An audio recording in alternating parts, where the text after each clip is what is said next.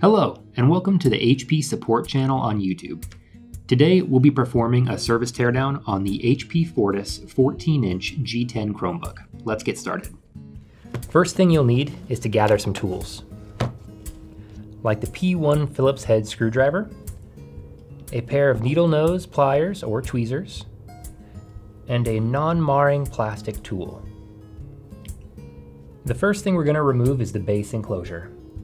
To begin, we're going to remove the 2 longer P1 Phillips head screws, followed by the 4 shorter screws, and finally we're going to loosen the 3 captive screws.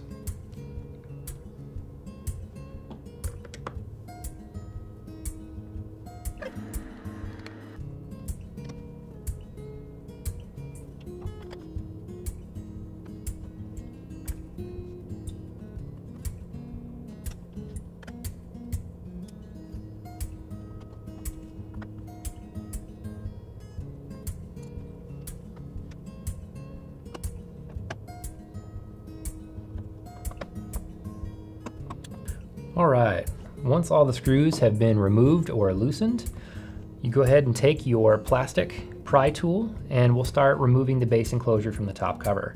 Just insert the pry tool into the back edge of the base enclosure and start to lift it off the tabs. Be careful here not to break the plastic tabs. Sometimes they can be brittle.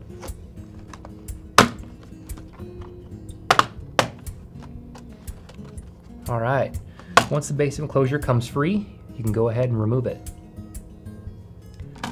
All right, once the base enclosure's been removed, we can go ahead and move on to the battery. To begin this removal, we'll need to start by removing the retention tape that secures the battery connector to the motherboard. All right, peel back the tape to expose the connector.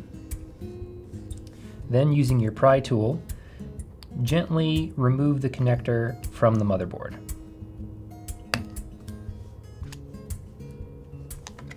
All right, next we'll remove the 4 screws that secure the battery to the top cover. As you're removing the battery, use care not to puncture, twist, or crack the battery. An internal puncture or rupture has the potential to cause a short, which may result in a thermal event.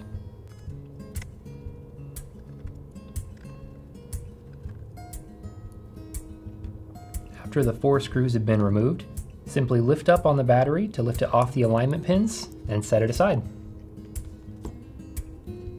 Next, we'll remove the sensor board. To begin, we're going to lift the locking bar up on the sensor board ribbon cable.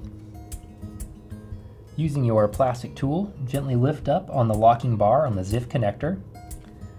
Then using needle nose pliers or tweezers, carefully remove the ribbon cable from the connector.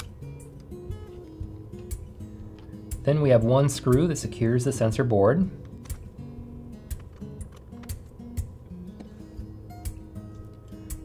Alright, then you can remove the sensor board from the alignment pin and set it aside. Next we'll remove the speaker box. To begin, we need to remove the 1 screw that secures the wireless LAN module cover to the motherboard.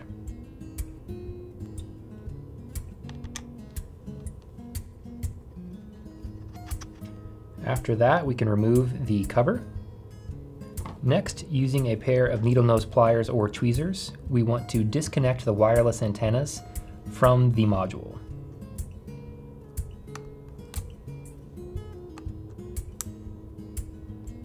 Next, we'll lift the locking bars up on the ZIF connectors and remove the 3 ribbon cables that connect the motherboard to the USB board.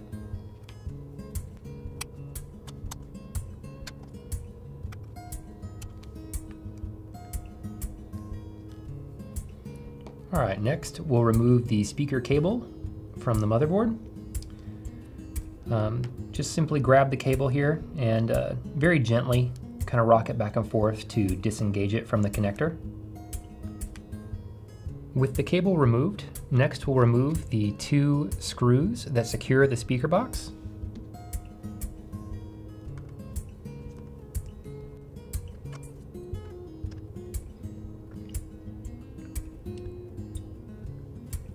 Okay, with the screws removed, simply lift up on the speaker box and lift it off of the alignment pins and then set it aside. Next, we'll move on to the touchpad board. To start, there's 4 screws on the touchpad board bracket we need to remove.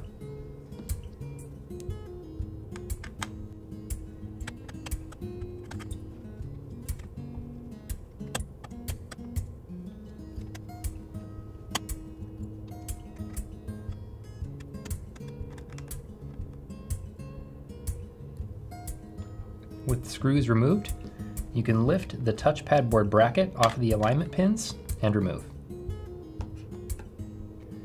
Next, we'll lift the locking bar up on the ZIF connector. Then, using needle nose pliers or tweezers, carefully remove the ribbon cable from the connector. Alright, next, I want to remove some retention tape to expose the 3 screws here. So I'm going to move the unit to give you a better view.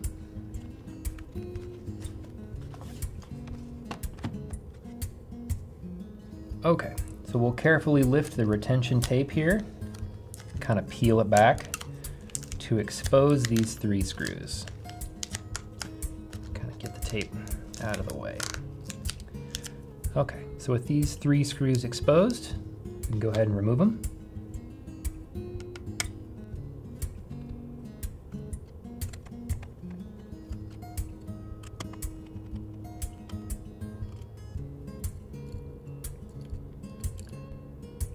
Alright, with those 3 screws removed, now we can take the touchpad board off of the alignment pins and lift and remove. Next, we'll move on to the USB board. And we'll need to make sure that our ribbon cables have been disconnected if they aren't already, and the retention tape removed. First, we'll remove the screw that secures the wireless LAN cover to the wireless LAN module.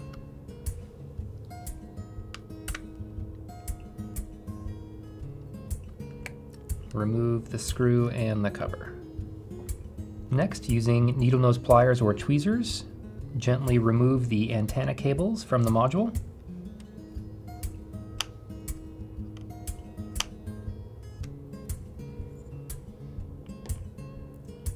Then we'll need to remove the 2 screws that secure the USB board cover.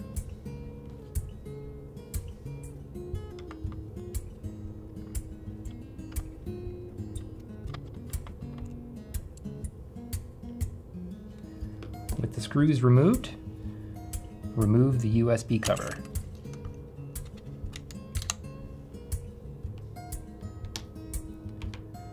Alright, now we have 4 screws that secure the USB board. We'll need to remove those.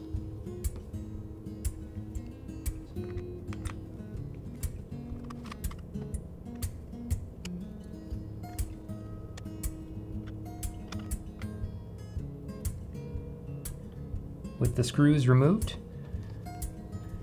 pry up underneath the USB board and lift it off the pins and guide the external connectors out of their cutouts. And remove the USB board.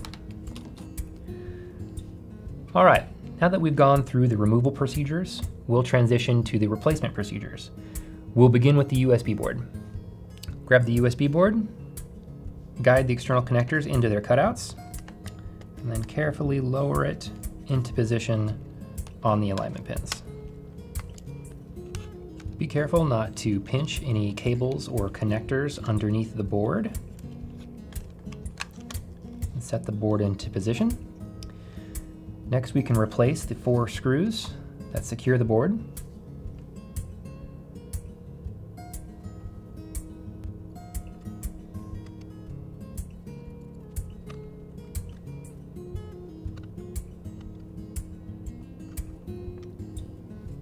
With the screws replaced, we can move on to the external connector cover. Slide the cover into position and lower it onto its alignment pins. Next, replace the 2 screws that secure the cover.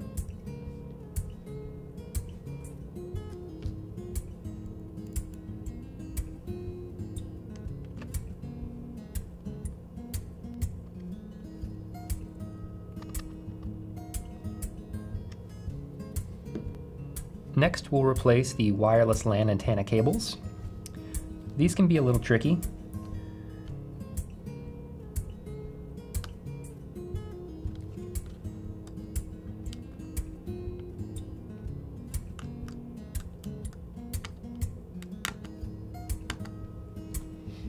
After that, we'll replace the wireless LAN cover.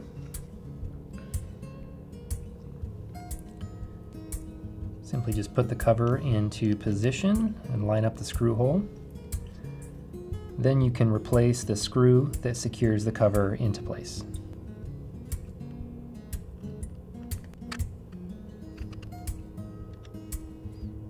Okay, now with that secured, the USB board has been replaced. Now we can move on to the touchpad board. First, grab your touchpad board and set it into position. You can set the touchpad board in place on the alignment pins. Now we can install the 3 screws that secure it.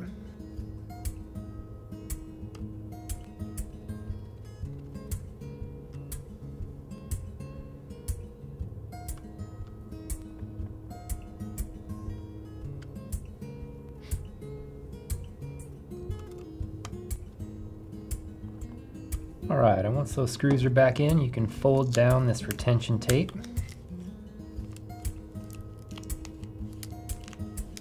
After that, we can move on to the ribbon cable. So I want to go ahead and insert it into the connector. And then lower the locking bar. There we go. After that, you can install the touchpad board bracket on the alignment pins, and then you can secure it down with the 4 screws.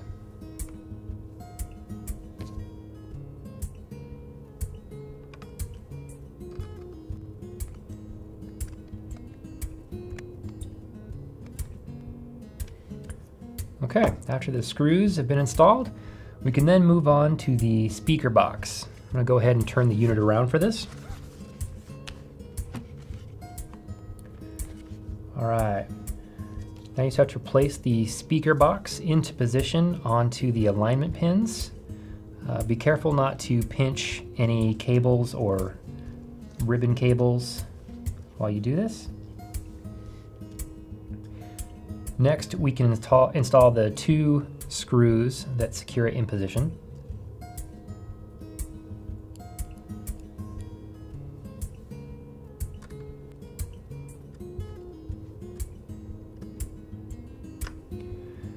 After that, we can route the speaker cable back through the routing channel. To do that, you'll have to move some ribbon cables out of the way. And these wireless antenna cables. Just push down until the cable fits into the clips.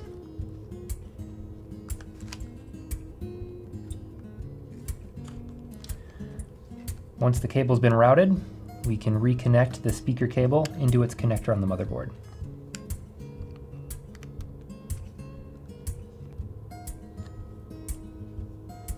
Next, we'll need to replace the 3 ribbon cables into the connectors on the USB board. Starting with this guy, just make sure the locking bar is in the up position. Just get him inserted there, and go ahead and close it. Repeat on the remaining cables.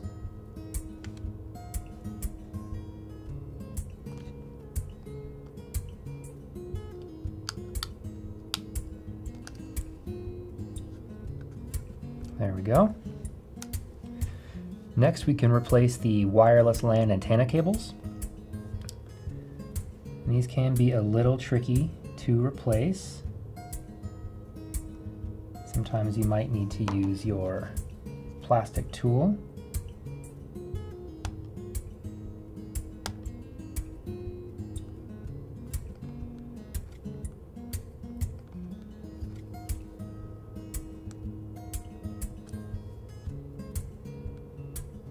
Okay, with the wireless antenna cables connected, we can replace the wireless LAN antenna cover.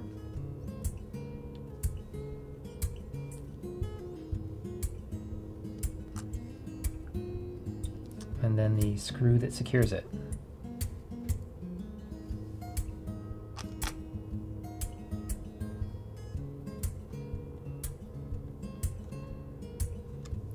Okay, with that screw secure, we can move on to the sensor board.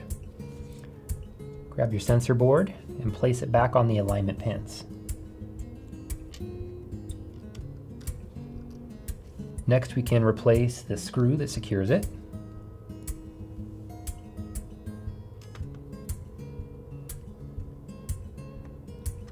With the screw in place, we can insert the ribbon cable into the connector.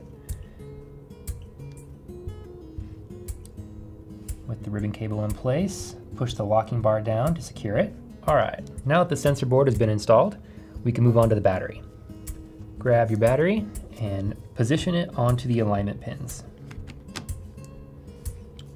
Okay, once it's on the alignment pins, we can replace the 4 screws.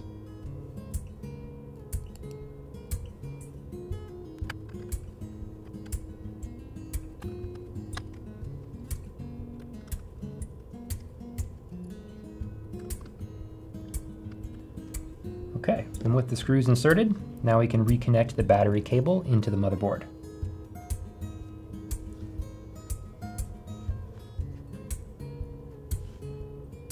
Once it's connected, replace the retention tape to secure it in place. Okay, with that connected, the last step is to replace the base enclosure. Grab the base enclosure and set it in place. Then push down to attach the plastic clips. Some pressure is required, but be careful not to break the plastic clips. You might hear some crunching noise, but that is normal.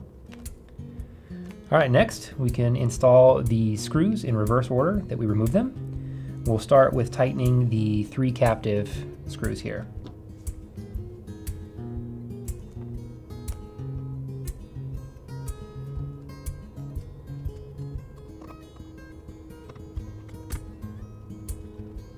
Okay, once those are tight, we can move to the back 4 screws.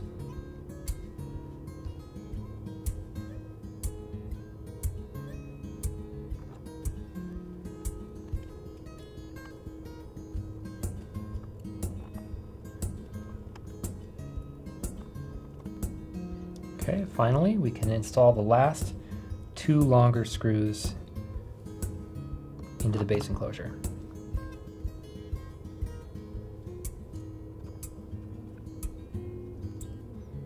Okay, and with that, that completes our service teardown procedure for the HP Fortis 14-inch G10 Chromebook. Thanks for watching.